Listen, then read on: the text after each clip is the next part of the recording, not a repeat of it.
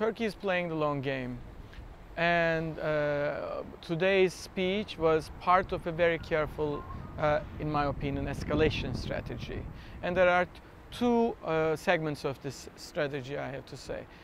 One is the hedging strategy component, which is targeted towards the contingency that Mohammed bin Salman stays in place.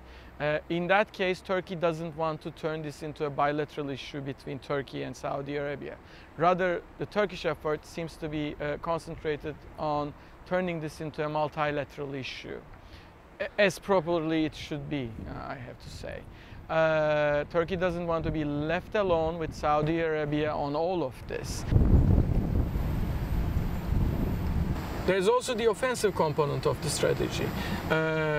And under this, Turkey is ultimately, by playing the long game, targeting, creating some pressure on Saudi Arabian regime to remove Mohammed bin Salman. And that would be good for Turkey because of the strategic outlook in the Middle East. Turkey is lining up against Saudi Arabia with Qatar. There are Qatari sanctions. Turkey and Qatar are very, very close. So removing Mohammed bin Salman, who is consciously and continuously pursuing strategies that work against Turkish and Turkey's allies' interests, can be an ultimate goal.